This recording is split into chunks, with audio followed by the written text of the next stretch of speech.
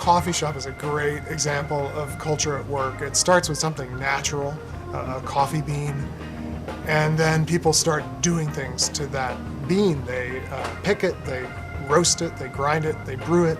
My favorite coffee shop in my part of the world is a place called the Griffin Cafe. It was started by a young Christian guy just out of college who realized there was this beautiful building in Wayne, Pennsylvania that needed a coffee shop. And he created this little space that serves great coffee, great salads and sandwiches. And it's now this whole cultural world of its own, where friends meet, and teenagers come after school, and moms get together during the day. It's this wonderful, hospitable, welcoming environment. I've become really convinced that the only way to change culture is to make more culture. The only way it changes, has ever changed, is when someone cares enough about a particular part of culture to introduce a new cultural good into that sphere or scale of culture. So it's not enough to come up with really excellent critiques, and it's not enough just to copy or imitate. But if you actually want culture to change, the way human cultures change is people introduce new goods into them.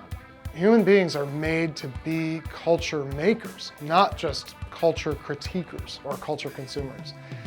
So I wrote this book to try to give us a new vocabulary, a new way of talking about what we're doing in the world, and to link culture with the purposes of God as disclosed in Scripture. I suppose we could ask why Christians should care about this topic. Shouldn't we, write books and read books mostly about sort of spiritual topics? The first is it affects us. Culture affects us.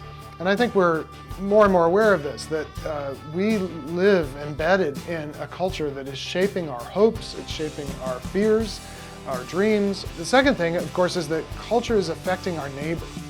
And if we love our neighbor, we have to care about the culture that they're living in. The third reason that I think we've thought least about why we might care about culture, is that it might be that actually God cares deeply about culture. So I direct the Christian Vision Project at Christianity Today, and our goal is to ask the right big questions about culture, mission, and the gospel. And a lot of those experiences, just the people that I get to work with, the authors and I get to edit, and the stories I get to tell, have informed the way I approach this book, because it's really a book for, in a way, for the whole church and all the different places where we are, all the very particular cultural settings where we are. There are people who are called to be in each of those places doing really creative things. The main thing that I hope readers take away from culture making is a sense of calling to be a culture maker. This is not a book about some other group of people who do the culture making while the rest of us watch and admire them. It's about what you can do. You can do something. You can cultivate something. You can create something that no one else in the world can cultivate and create. And that's your calling.